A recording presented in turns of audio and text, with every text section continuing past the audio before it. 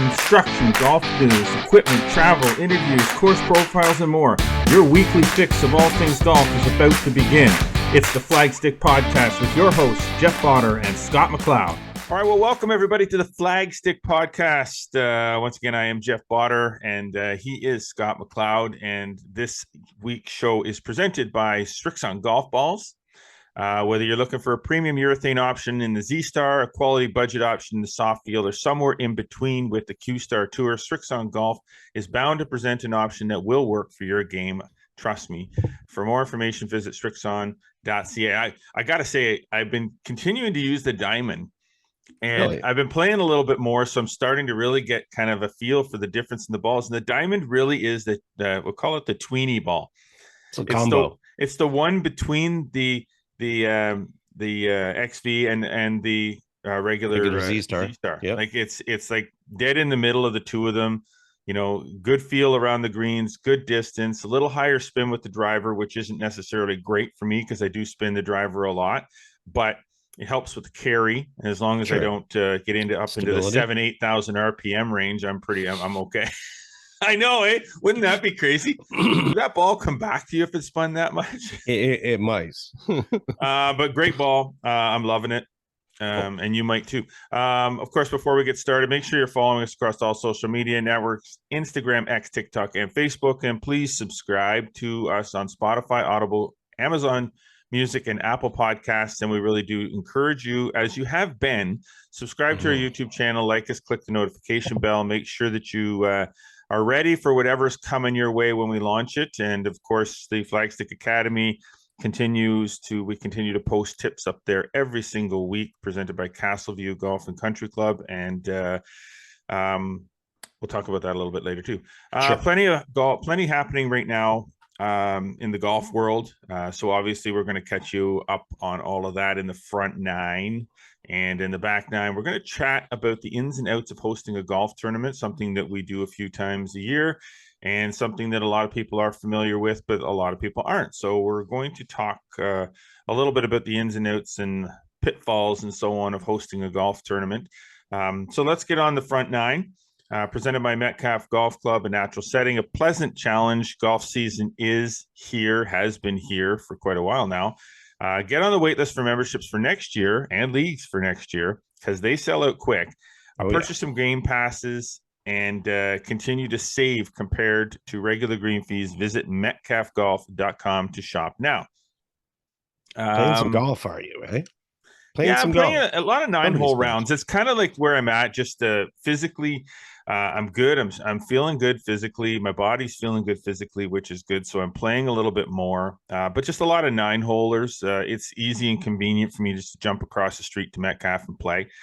And normally I can get 9 holes in starting at 7:30 at night or even 7 o'clock. I can get 9 holes in on the 9-hole pretty easily. Sometimes we mix it up. Sometimes there's something going on. Last week there was a beginner intro ladies golf clinic thing that happens every Monday, I guess. Nice. And there's quite a few ladies out there, but they were on the 9-hole going sort of back to back. So we didn't want to jump in there. We didn't want to interrupt the festivities. So we went over to the 18-hole course, and we kind of played at Metcalf. I played 1, 2, 3, 4, 5, 6, which are part of the original 18. Cross country action. I like it. Yeah, and then we turned in and played 5, 6, 7, 8, 9. So played some combo. Like it. Yeah, no, it is. It's part of the original.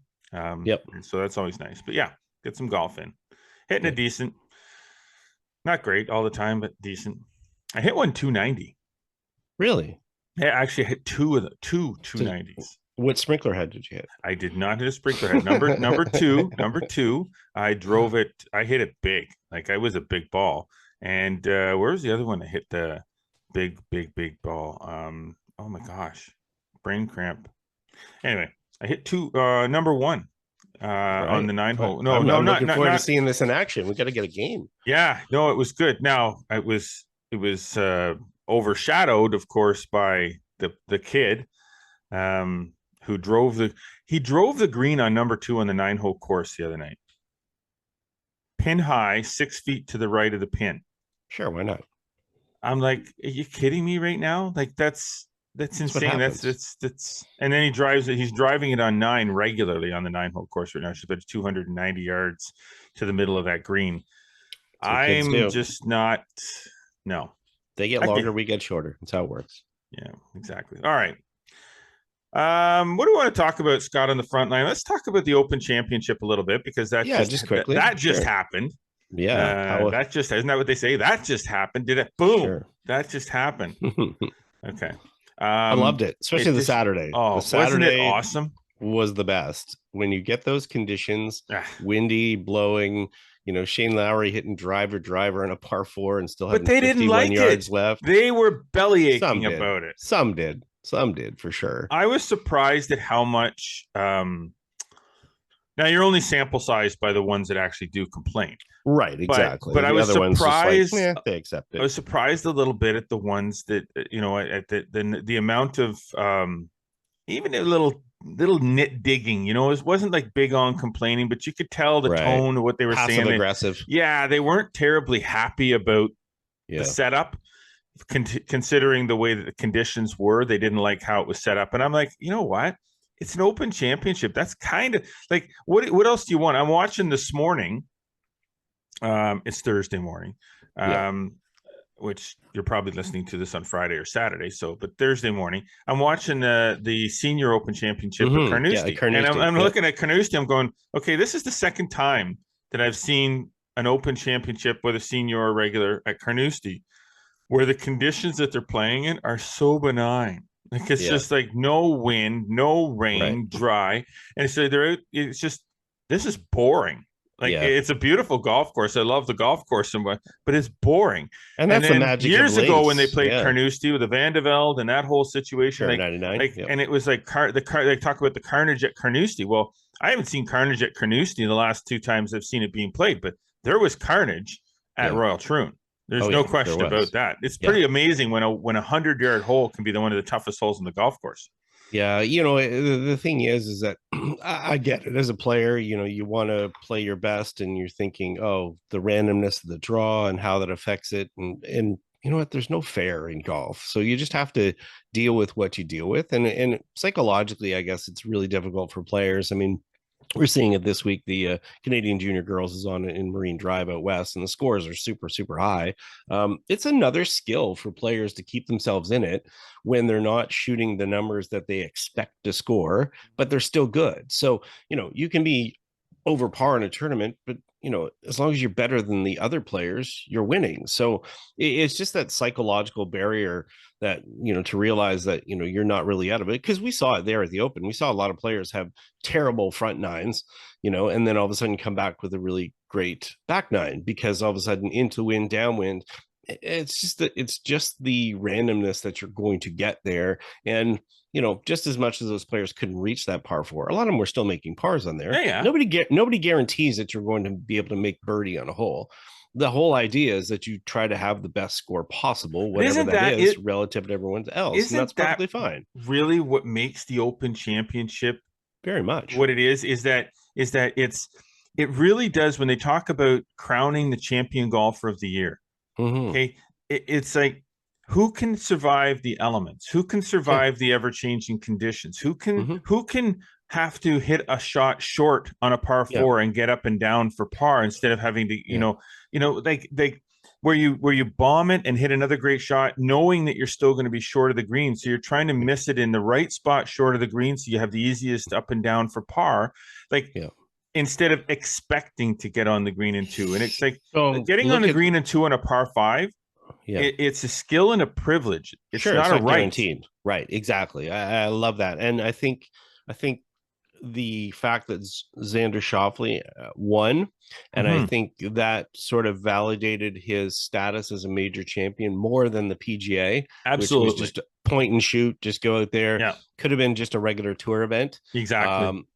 That this shows that, he does have the talent to be one of the best in the world, as he is one of the best in the world, over just another shootout, which is, no offense to some other tournament, but another John Deere Classic or, event, American Express or something like that, where there's no separation because there's Yes. not as much demand on the players. This had the demand on players, and frankly, he won it. He won it on that He back won. nine. Yes, he You won it. know, It was yeah, with that log jam that was there. You yeah, expected, okay, this is going to go to a playoff, and yeah. then Xander Schauffele won the golf tournament. Sure. I mean, Justin Rose played great, He played but amazing. he got beat. Yeah, So I mean, that's just the and way it Billy is. So Horschel fell right, apart. exactly. You Yeah. know, So I and mean, that's what it's good. it's supposed to be. Now, the other thing that I will say is this: major championships are supposed to be different. Of They're course, they just should be. You're they're right. supposed to be. Yes. Those four tournaments are Right. supposed to be different. So when you hear guys talk about, it's all about the majors, all about the majors. Well, for me, watching the majors over the years, especially not in the last but not in the last few years with the US Open, but in previous years with the US Open, the PGA to me has always been just another PGA Tour event, maybe with a little bit different playing Sure. conditions. Yeah. Never Fair really enough. considered it's a major. I consider it a major, but as far as toughness of golf course, toughness of play, yes, it's the strongest fields because that's part of also what makes it a major. But the golf course and the setup for the golf course and the toughness of the week and the scoring makes it a major as well. It's who really is the best golfer, Yeah. who's got Yeah. all the tools. And in the past, the four majors have not really delivered on what you would consider to be okay. The best golfer came to the top. Mm-hmm. When I see the Open Championship play like that, when I see the U.S. Open play like it did, Augusta is always going to be what Augusta is. If it's a dry, hot spring and the course is dried out, Augusta is going to be crazy hard. If it's wet and rainy, Augusta is not going to be as difficult, and that's what it is. And the PGA is just going to be the PGA. It's some years it's going to be Yeah. hard, some years it's not. But that's the majors are supposed to be the majors. So when guys win a major and you say 18 majors, 14 majors, 15 majors, 7 majors, Mm-hmm. that means Yep. something. It's supposed to mean something. When you talk about the GOATs, Yep. in the majors, when I sit back and say, I don't really care if winning 18 majors doesn't make you the GOAT.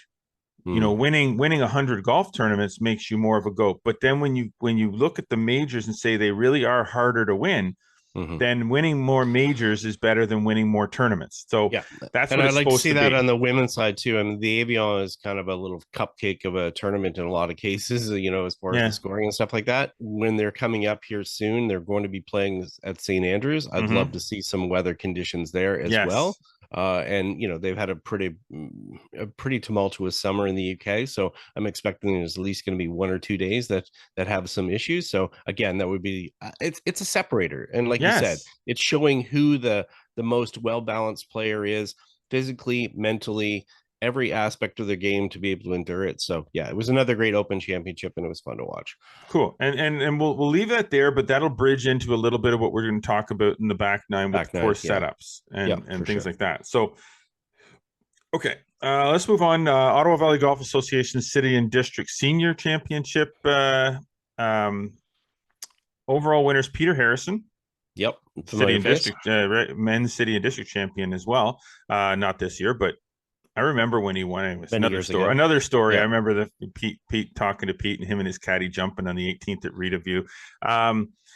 Lee's Jubenville. I mean, I'd say surprise, surprise, but she's Another still. another week, I another mean, win. congratulations, Lee's. You keep winning. It's exciting, and Yeah, I hope people don't expect it all the time, but I'm sure, sure but But she's a fantastic golfer. Like, yeah, for sure. that was at Renfrew and Greensmere. Yeah, So congratulations to the winners and everybody that played there. Play Junior Golf Tour. yeah. 2 events this At week. I two was out events, at yeah. one of them. Yes, you were. Weren't you? Yes, Actually, you were at at two, weren't both. you? I was I gonna was say at you weren't both. at one. You were Oh my you were at god. two. Yeah, I was. Come on, Yeah. man, wake up! You Yeah. need I put another some coffee. juice there. I You put need some some more miles on this juice. week. Yeah, so they had the Ganchev Junior Shootout was at Smugglers, which obviously we were just there. Fun to watch, just to catch up with some of the kids as well. It was kind of fun actually because I took photographs of on the first tee, a lot of the kids, and then I had a whole bunch of them reach out afterwards. So there was all sorts of photos on Instagram afterwards. These guys messaging, going, "Hey, did you get a photo of me? Did you get a photo of me?" Which was great. So 6 division winners there: Will Dornicamp, Marnie Murray, Colton Lockridge, Sadie Westfall, Spencer Cranley, and Emily Woulette. And We then need that.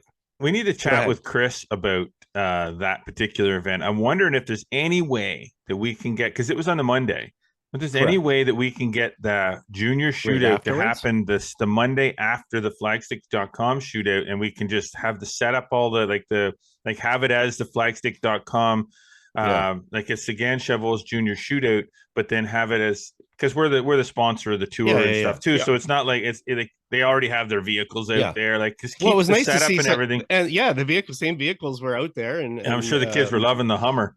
Oh, they were. And then there was Michelle brought a Corvette out there or whatever. Oh, nice. And a couple of the kids, Jackson Murphy, Will Dornicamp, there was a few of the kids that had played in the shootout. That would be awesome. Like, just to have that, give the kids the same experience that extended experience. It's right there. Like, we'll just stay and we'll chill out, do another day.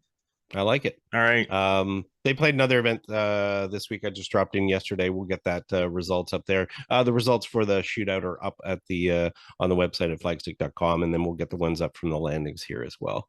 Perfect. Now, Mississippi Golf Club played host once again. I think it usually does. Played host to the flagstick.com PGA of Ottawa Tour Assistants, Ladies, and Senior Zone Championships. Now, we just finished the Zone Championship, and there is a senior division to the Zone Championship, but that is not the Senior Zone Championship. Right, as we mentioned last week. Yes. But nothing really changed. No, exactly. It's like, just hand them the trophies. I keep seeing after the tournament, so I see Jeff posts, how dad's still doing it, whatever. It's like, I'm not surprised by this at all. But Graham Gunn won his 12th. Yeah, I know. PGA of Ottawa Tour, flagstick.com PGA of Ottawa Tour Senior Zone Championship. And Sarah Landry repeated as the ladies champion. Yep. And we had Falcon Ridge's Craig Stafuric. This guy's a really good golfer, by the way. He is. He's getting ready actually to head to the I GP saw World his post, Tour, qualifier, which he had before, and he's played a little bit in Europe with the Clutch Tour, a couple of the tours in Europe before. So this is not unfamiliar ground with him. So dude can golf his ball. He did 65 to win the Assistants Trophy, so 2 trophies in a row for him as well. Nice. So, and he also won. What else did he win? Spring Open? I don't know. He won a few. He's already won a few in the zone just this year. Probably a lock for the Ping Challenge Cup Assistance team, eh? As long as he's not playing in Europe and he's away. So I mean, I'm gonna have to check with him on that one. Yeah. You're hoping for that. I'm not. So yeah. All right. Golf Ontario is down in Brockville at the Brockville Country Club this week. Today. The Ontario Senior Men's Amateur, it finishes today, Thursday. By the time you hear this, is probably over, and you'll be able to get the results of that on flagstick.com. But you were there day one. Yeah, for the 3.5 hour rain delay to start. Got about 3.5 inches of rain, but they got out there, 156 players, and some quality play. And after 36, Dave Bunker, who's an Ontario Golf Hall of Famer, has jumped into the lead, which, again, is probably not as relevant. If you're listening to this podcast, we'll know what the results are. But, he's battling with Adam Creighton, the 708 game NHL vet who won it last year. High quality players there. It was wild just to go and I kept looking, going, that guy won this, that guy won that. Billy Schwartz, who won an Ontario Amateur, won a Canadian Amateur. Just lots of quality players that have really won a lot of big trophies through the years, and now they're obviously senior aged and taking on Brockville. So there you go. Yeah, it looked good out there, and got to see some good golf and run into some people, so it was fun. I think Dave Bunker's a friend of Tony Harris's. Oh yeah. I think they're good friends, because I remember driving to Quebec. There was a tournament in Quebec, I think, that he was playing in. But anyway, gotcha. All right, Golf Quebec Pee Wee and Bantam Championships took place at Richelieu Valley. 3 of the 4 winners were from our great national capital region. So congratulations to Florence Ho from Ottawa Hunt, Jack Sample from Rivermead, and Lucas Zubek of Rivermead as well. And Yeah, good play there. yeah, solid play. OVGA flagstick.com junior intersectionals. I can officially say that now. I haven't really been able to say too much, but I've got the green light from Jib Davidson from the OVGA for looks after all this stuff, that flagstick.com is the official title sponsor of the junior intersectionals, which will be played this Sunday. Ottawa Hunt hosts the A division. That's where I will be. There are 6 divisions, including one being played at as a Stableford match play style, or Stableford event, which is how they do it. Some are played as the regular match play style, and some are not. The 5, the main ones. So yeah, so we'll have that scoring up there obviously as soon as we can. Yeah, I'll be on the road, but I'll still try to get them up there as soon as they roll in. Scotty will be on the road, Atlantic on office, the road, the Atlantic office. Yes, playing out of the working out of the Atlantic office this week. But I will be on site to witness everything that's going on, do a little tour around, present a trophy. So it should be fun. Should be fun. But yes, the OVJ flagstick.com junior intersectionals. So now the 50th CPKC Women's Open is being played at the Earl Grey in Calgary. Yeah. A little bit of a interesting thing. There's 18 Canadians in the field this week for that event, which kicks off today, of course. Hopefully. Interesting that they've got a little bit of delays and cancellations, not because of weather per se, but smoke. The wildfires, the Alberta wildfires that are going on, have canceled the opening ceremonies because of the excessive smoke today, and they're expected to start a delayed start on the tournament too. So that's unfortunate for a lot of reasons. I think I'd much rather have rain and thunderstorms than what's going on there right now. Yeah, for sure. Good friend of ours, Morgan Bell, who's a top player, used to work for Golf Canada as well. She's in the Calgary area, and she mentioned to me that she's not even sure how they're going to do it. The smoke is so bad. And then, within that as well, there's multiple fires happening across Alberta, but one of the other ones is in Jasper right now. And I posted actually last night about that. Not too sure. They basically Jasper Park Lodge, which is one of the top golf courses in the country. They basically posted that the fire had reached the site of their resort, for an example, and it is in the town site. The town site's evacuated in Jasper, so best wishes to everybody that's out there, but it's not looking too good for everything that's in Jasper, and it's unfortunate that an event like this is delayed, but we also have to put it in context that there's bigger things at stake here, with so many people having to be evacuated, and their homes and lives and stuff like that in the end, a golf tournament is not really that much. But good luck to them out there, and hopefully the CPKC Women's Open can get some rounds in and get the tournament done. Exactly. Okay. Now we do have a rather large event going on at Eagle Creek this week. The PGA Tour Americas is here in Ottawa for the second consecutive year with the Commissionaires Ottawa Commissionaires Open in support of Soldier On. 23 Canadians are in the field at Eagle Creek this week. Stuart McDonald is the defending champion, and I guess Claude Giroux, your beloved Ottawa Senator, is in the field for the second straight year on a sponsor's exemption. Saw a couple videos of the swing. He's got a little short backswing, like a little short. Because he's doesn't go all the way back. He's got that strong grip, so he gets in that position. That Paul Azinger style thing, If you go too far back with that strong grip, everything's going left, right? So so I saw a couple swings there. Yeah, it didn't make the cut last year. Brad Fritch is in the field as well, so if people are interested, rocking the rooster. Yeah, and just as far as other local related people, Ty Salone is in the field from Long Sault. He won a spot in there, and then Noah Steele from down in Kingston is in the field as well. So there you go. All right. Well, good luck to everybody this week, and we're certain to have some final thoughts on that tournament come Monday morning. Okay, great. Just one last thing before we head out for break. Flagstick Academy Golf Tips, sponsored as always by Castleview Golf and Country Club, are back this week on all of our digital platforms. Tremendous reaction. We're loving what you guys are how you guys are responding to what we're putting up there. I mean, everybody likes the piece of golf instruction, anything you can do to get a little bit better, but lots of good traffic, lots of good subs on the YouTube channel, which we like to see. I was even talking to a couple managers at other golf courses, and they're loving them and they're sharing them. So Jason Walmark, for example, down at Brockville Country Club, he's like, "Oh, I was really loving these things," and then he's like reposting them onto their webpage. That's awesome. Which is pretty funny. So it's awesome. Now this week we're talking about hips. We are. So you talk about hip movement, and if you get the hip movement correct, you can really help stop your slicing. Not going to get into it on the podcast. Nope. That's what we have the YouTube channel for. Go check it out. It's a good piece of instruction. Make sure when you go to watch it, if you're on the driving range, I just tell you right now, make sure you bring a water bottle. Exactly. Okay? Make sure you bring a water bottle. Okay.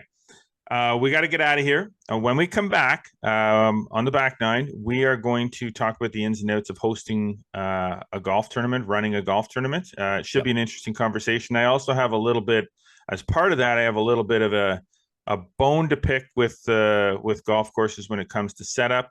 But we'll get into that on the back nine.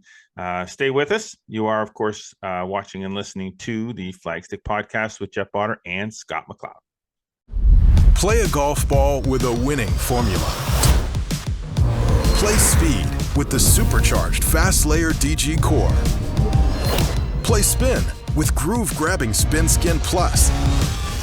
Play Z-Star, now with 3 Tour Performance models. Whether you're competing for the win or simply want the most from your game, find your winning formula with the all-new Z-Star series, only from Srixon. All right, well, welcome back to the Flagstick podcast with Jeff Botter and Scott McLeod. Scotty Mac, as I call him, as many call him. As promised, we're going to get into some back nine discussions about the ins and outs and running of golf tournament. But first, the back nine is presented this week by Falcon Ridge Golf Club. With 27 holes of fun and challenging golf at great rates, Falcon Ridge Golf Club is a golf experience you cannot avoid, and the experience is now even better. By building the first TrackMan Range facility in Eastern Ontario, TrackMan Range is all about exciting, easy-to-use features that provide the ultimate range experience for every golfer at every level. That's practice games and virtual golf all in one spot. To book tee times or to book one of our 10 TrackMan bays, visit falconridgegolf.ca. Now, before we get too far into things, Scott, here, I just want to check something because I'm doing some technical checking. No, we're golden. We're golden. Good. Your audio's good. I'm always checking it because I seem to be having little blips here and there where it doesn't work properly, and of course, we can't have my voice being too faint. Oh no, not at all. Don't want that drowned out. I need to be heard. I need to be heard. I need to be seen and heard. I'll ask your wife about that. Some people say I need to be seen and not heard, and some people say I need to be nor seen nor heard. But showing a little too much forehead there at the hat. I got to give it a little fix there. So the ring light and the glare is coming back in, and I can't have that. You'll be okay. All right, you'll be okay. All right. Well, let's talk about, as we said, talk about the ins and outs of running a golf tournament.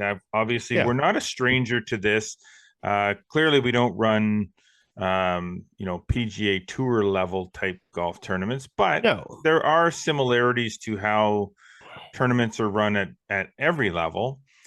And for many people play in tournaments, and I know when we're always doing the presentations and stuff at the end of our events, we always talked about how, for the longest time, we talked about how, we appreciate everybody participating. This isn't what we normally do. We're publishers, we're media, but over the years, I think we dropped that sort of part of the speech, and that it actually did become something that we do. We do run events. We do put a lot of time, effort, and energy into making sure that all aspects of that event are done at the highest possible level that we can do it. There's no corners cut. And this is about, it's not just about us, but it's the fact, we've been to thousands of tournaments, literally. Oh my God. Yeah. And I just think a lot of times people don't fully understand what goes into it. And I see that from a PGA level as well. I mean, I see lots of friends that are obviously, head pros and people that are pros that are working at tournament or golf courses where they're running tournaments on a regular basis, sometimes daily. And I don't know if the general consumer kind of knows what goes into it. They think it's just kind of like regular golf. So this is not meant to be mad at anyone. This is just meant to kind of let's pull back the curtain a little bit and show kind of, a little bit what goes into it. And especially even for people that are thinking about running a tournament. Well, that's what I was going to say is like you sometimes, and even if you've run some events before, and then you think, okay, well, I could do that. We could do that. We could do a bigger event. We could do a bigger event. And then you have to talk to people. I mean, I'll preface this by saying right off the bat, before we even get into the checklists and the things that are involved, is that if you think you're going to want to run an event at whatever level it is, the bigger the event, the harder it's going to be, the more money it takes to make things happen at the right levels. And what I will say above everything else is before you even jump into that kind of thing, talk to somebody who's already doing it at the same level that you want to do it at somewhere else, or that has done it at that level at some point or another, and get their feedback. I'm sure that they, unless they're competing directly against your event, they're surely going to. I would be happy if someone said, we want to run a 2-day golf tournament to do this.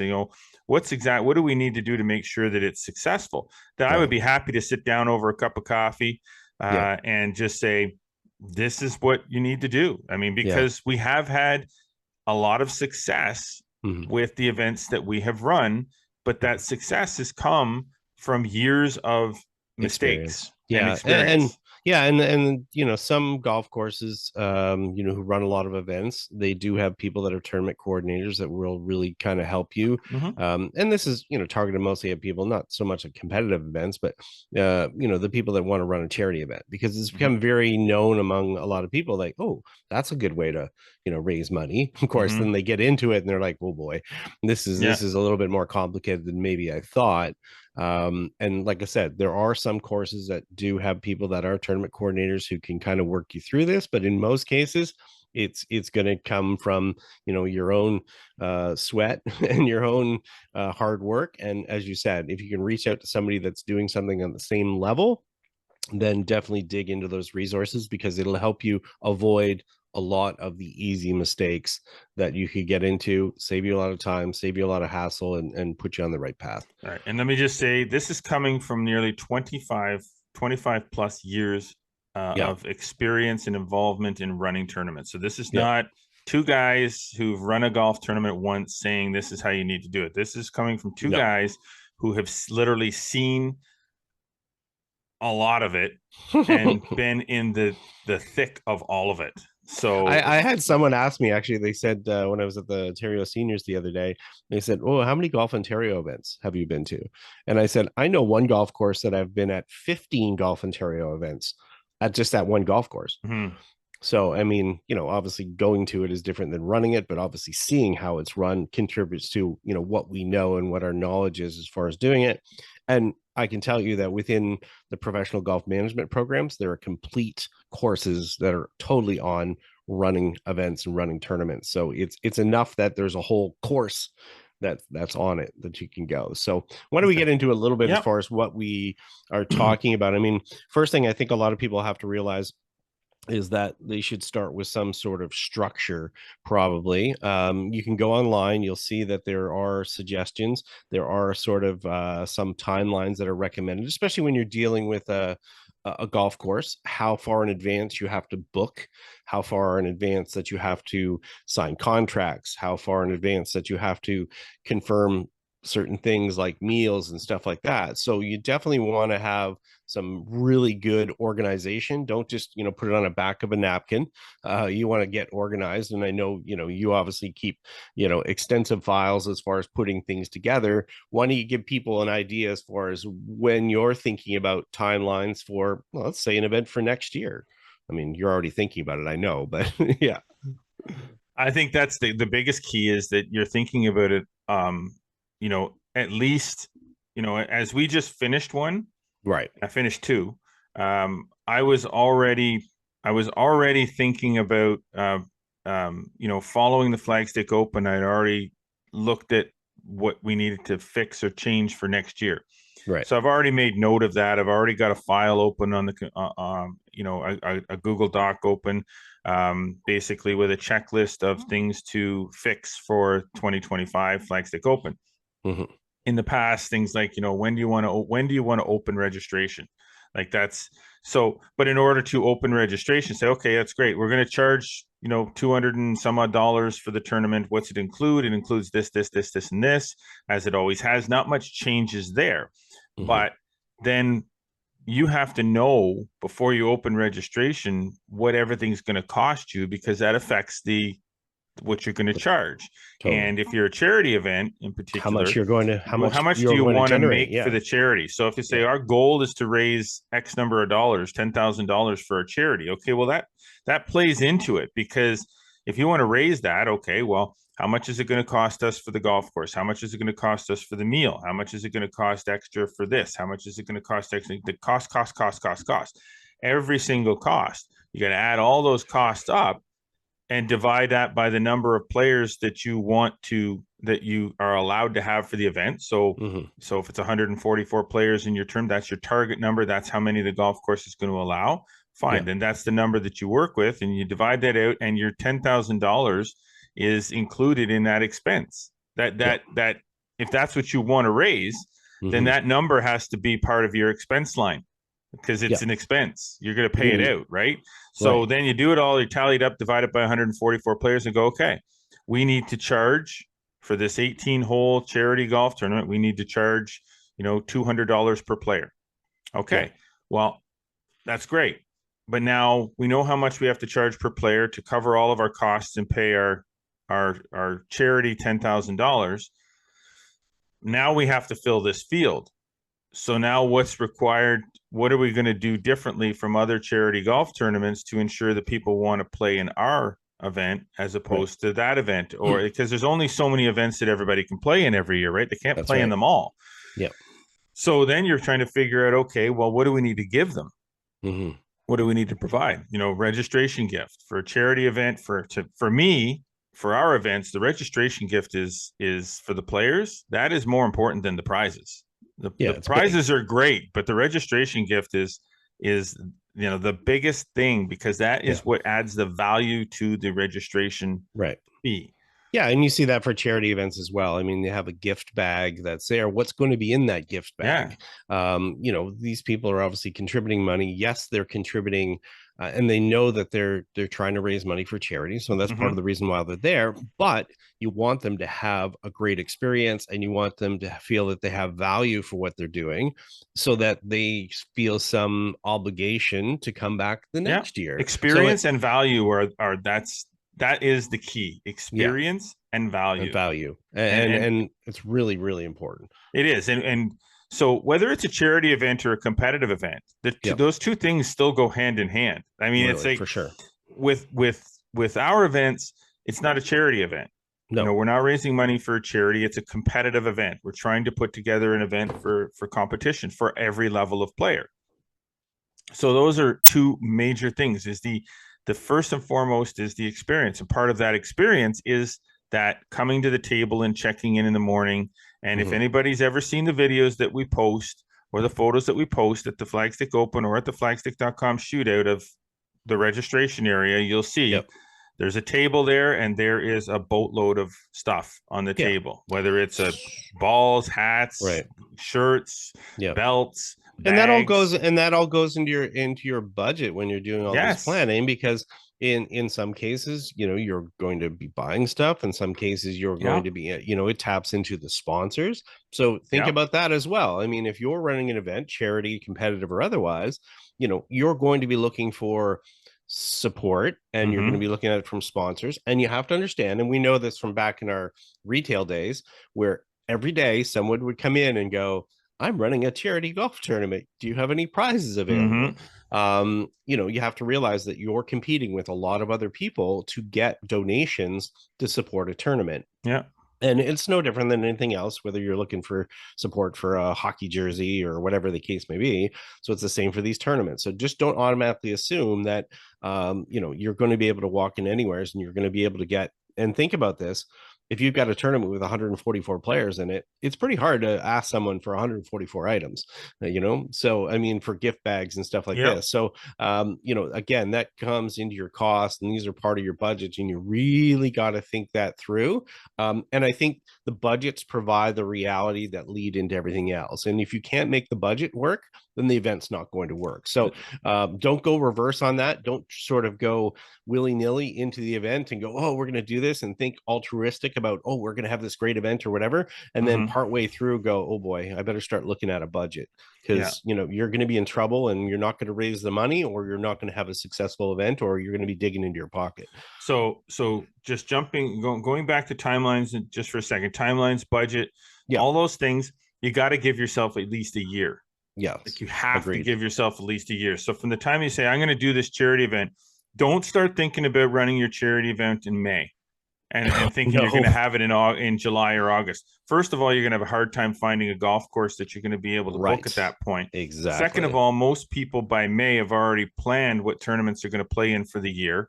Yes. So maybe they've got a few charity tournaments here and there. They might get some friends together and play in, but you can't leave yourself 3 or 4 months to plan a charity golf tournament or any golf tournament. You've got to give yourself at least a year, especially for that off season where there's no golf being played, where the golf courses have time to sit down and talk to you and plan things out, where you can get your time and your dates booked well in advance. The Flagstick Open dates are already booked. That's already done. In fact, for us, that was done 5 years at a time. The flagstick.com shootout, same thing. Next year's already booked. Like that timeline, it's already set. So I don't have to worry about the date. Talking to Jason about it on Monday. He was talking about it as far as next year. So I don't have to talk about the date. That like I know when it's going to be. Right. And what that does for me is now I know the date of those two events. I can open the registration for that tournament anytime I want. Right. And we've done that with the Flagstick Open. We did that 2 years in a row now. We have opened the registration earlier. This year we opened the registration for the Flagstick Open in January, and it sold out in less than a week. Yeah, for an event in May. People. Yeah. So and we'll do that again. The registration will open January 1st, and it'll sell out. And that's part of it. I mean, people all of a sudden go, oh, I'm going to open the registration at my events in a couple of weeks, and then a week and a half later, they're like, there's nobody in the tournament. Well, people need the advance notice. As you mentioned, they're planning their time, they're planning their schedules, they're doing everything. So give people time, give yourself time to make sure that you can plan properly. So the other side of that is the longer the timeline you have for planning and promotion, the better that is for your sponsors. Correct. So if I were to, so I will have the conversation very shortly with our friends at TaylorMade Adidas, or TaylorMade and Adidas, about the Flagstick Open, even though I'm pretty sure I already know what's going on there, but, because we talk all the time, I want to plan that and make sure that, okay, they're on board again going forward. So I know what I've got coming here. I know what I've got coming here. So I can start promoting with their name in the promotion. Correct. And that's important for them as a sponsor, because that's part of that value for the sponsor. Yep. There has to be value for the sponsor. Not everything when it comes to golf tournaments, whether charity or otherwise, is about goodwill. Okay. No, and you have to understand this, is that the sponsors on the PGA Tour don't sponsor PGA Tour events because they're trying to just for the purpose of creating goodwill. It's part of business. It's a marketing expenditure. it's a media buy is essentially what it is. So yes, there are some situations where someone will say, yeah, I'll give you $250 for a tee sign, or I'll give you this for that, I'll give you that. The days of that for us are long gone.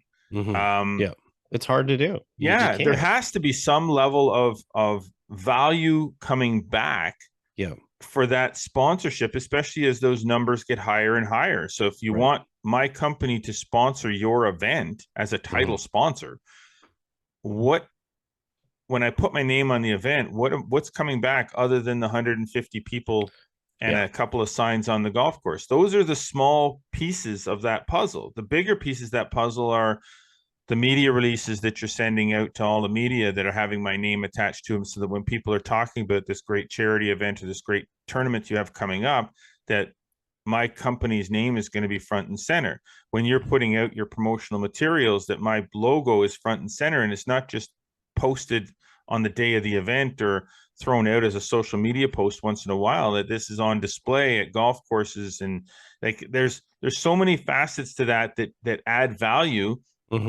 And your sponsors will be willing. Time is important. Yeah, you need time to do that. You can't say, okay, well, I'm the title sponsor in the tournaments in a week. Well, now what? That's just a donation. Yeah, because the thing is that, it takes multiple times for people to see mentions of things, for people to recognize things. So you might, somebody might have to have that mentioned 5 or 6 times before somebody recognizes that. So, if you're running an event and you want to give value to the sponsors, find as many ways as possible to give them credit, to get their name out there, and you're more than likely then to get continued support because they see some ROI on it. They get someone come into their office and say, hey, I saw you sponsored the 7th hole over this. I saw you mentioned in this, then it gives value. And then, then it's a fair transaction on both sides. Right. Okay. So another thing, and checklists can be part of that timeline too. Your checklists are going to grow. Yeah, for sure. They're just you're going to start a checklist, and then you're going to add to the bottom and add to the bottom and add to the bottom. And then you're going to have sub checklists of your checklists. And it's going to be an endless thing. There's always going to be another checkbox that you add to the bottom. There'll be a checklist of checklists. There's a checklist that I have before we go to a tournament that I have right before I go, write down all the things that I need to bring. Even though I've got it all laid out in the garage, it's all in a box and everything. I got to bring the radios. I got to bring this. I got to bring that. So there's that. Software. If you're running an event, any type of event where you're doing any kind of scoring, Golf Genius. They're great. It is an awesome software package. It's almost, it feels like it's almost limitless as to what kind of scoring combinations and capabilities that this software has, and it just seems to get better and better and better. I was at three tournaments this week that were using Golf Genius, and running into situations where they had to push back tee times or change all sorts of different things. Very simple to do, as opposed to maybe the old days when having to do a lot of stuff by hand. Very, very important. And again, you got to start to think about that from a cost perspective as well. So pin sheets, hole locations, scorecards, pairing signs for the carts, communication with the people, the players. Like once you're in the database for that particular event, I mean, I'm sending out the week of tournaments, 2 weeks of tournaments. I'm sending out updates and information and draws, and then changing the draws, and then changing the draws, and then changing the draws, which I don't like doing, but I can do it so happens. Easily. And then when we send out, they have GGIDs for during the live scoring. I can send out GGIDs, and it just sends it out to all the players in their pairings with their number. Like it's like having another volunteer. At least. The scoring is so. I remember we used to have the sheets on the windows of the clubhouses where we did the scoring, and you sit there with the scorecard and go 4-4-4, 3-4-5, 5-5-4, circle, and then you go through. Okay, there's the skins and all that stuff. It's like it's all done for you. You just gotta get the players' names in the system and then score them when they come in. So. Golf Genius. If you're running a tournament, charity or competition, any style, Golf Genius. Yeah, that's a great one. Volunteers, can't have enough of them, especially charity golf tournaments. Huge. With our events, it's less about the volunteers around and on the course.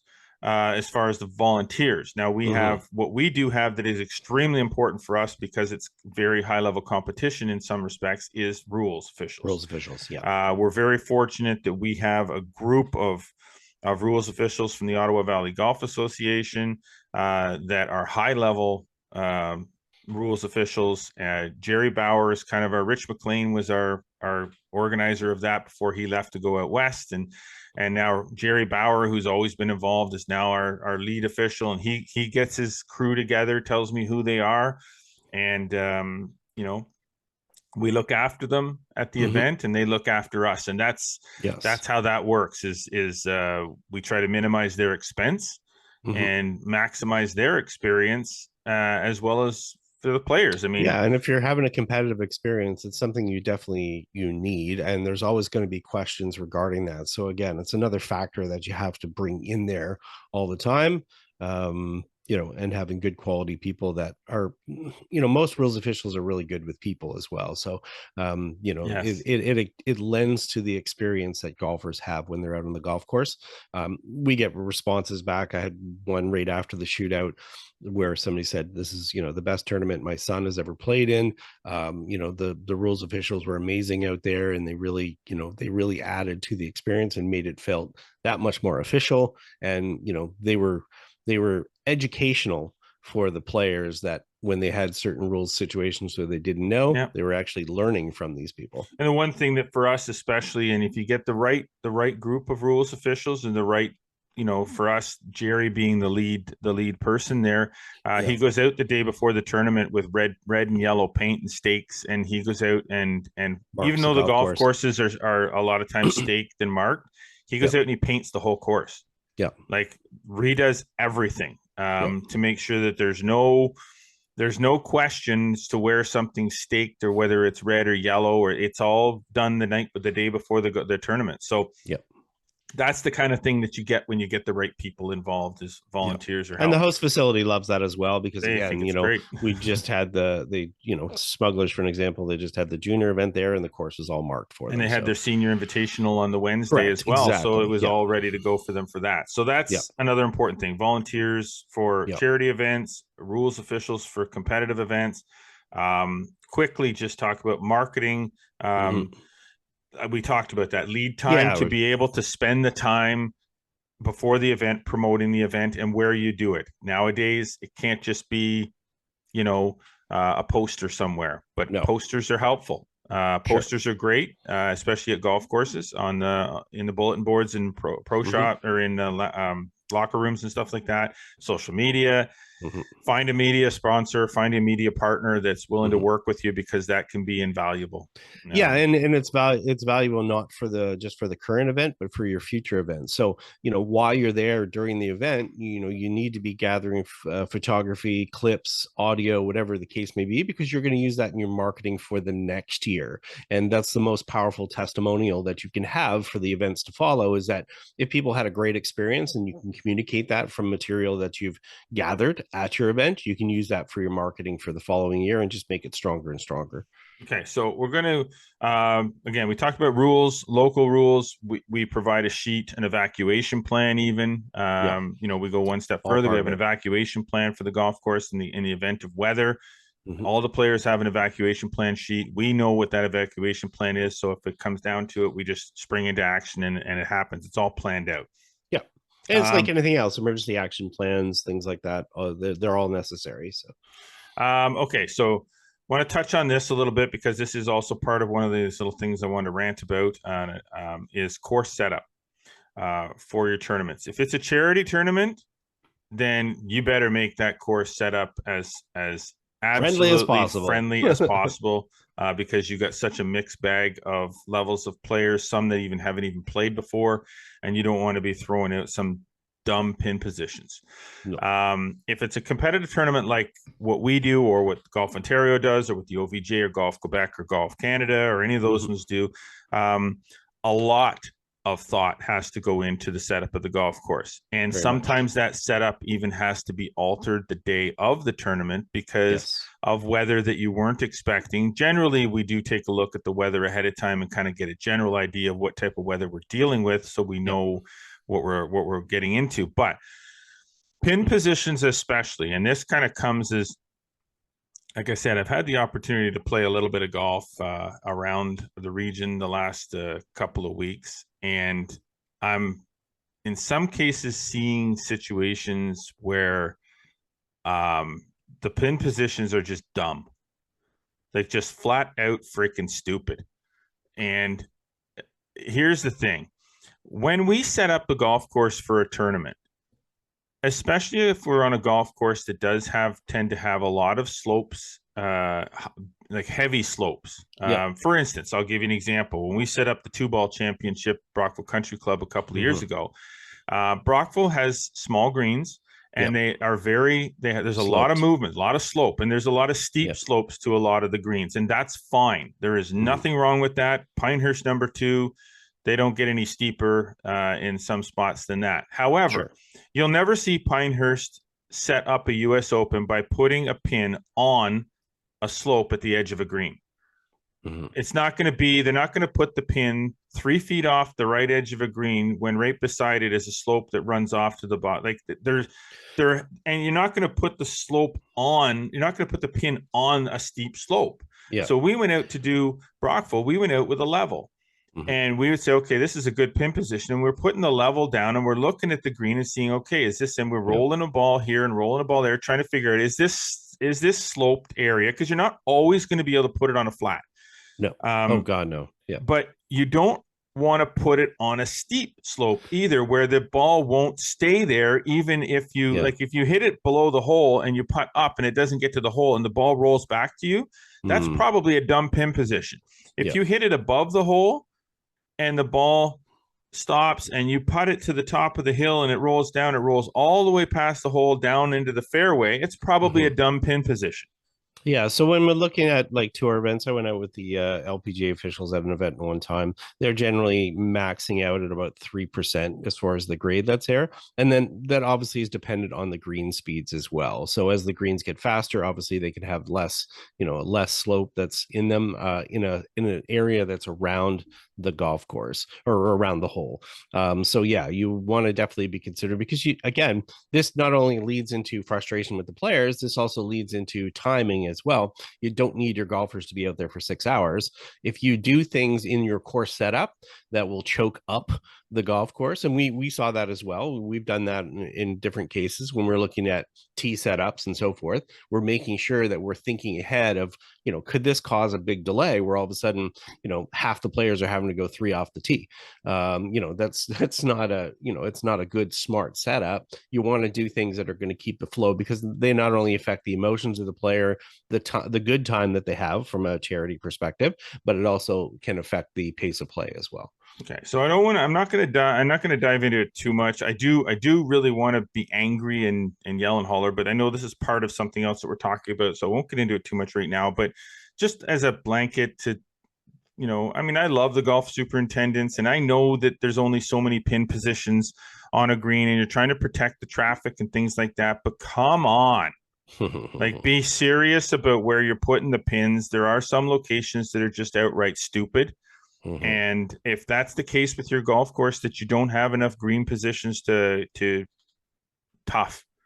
rebuild the green so that you got a flatter spot. Yeah, I don't know what else to tell you. You can't put it there, because honestly, the one place that I played, every single person that came off that green was yelling complaining. That's not good. That's about not good. That pin position. It's like, oh my God, what were they smoking when they put this pin position? And I can't even keep a ball. I can barely stand up. Yeah, and I can tell you from working at golf courses, that's I was fortunate. The crews that I worked on, superintendents were really good about educating the staff about that, which sometimes is left a little bit, it's a little bit careless.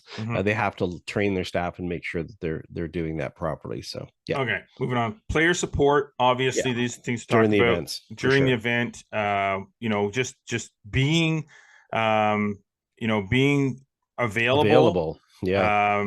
And that's why we, for our events, that's why we have so many rules officials out there. Everybody's got a radio. Everybody's communicating. If a players need something, is dehydrated, needs some water, we'll get the water out there. We generally make sure that there's enough of that out on the golf course anyway. But you need something, we'll we'll make sure it gets to you. We'll make sure you get looked after. After your round, you need something, we're going to look after you. Got to look after your players because they're going to come back. They're going to come back. They're going to come back. So if you don't look after them, you make their experience a crappy one, they're not going to come back, especially if they're paying a couple $100 to play in your tournament. Yeah, exactly.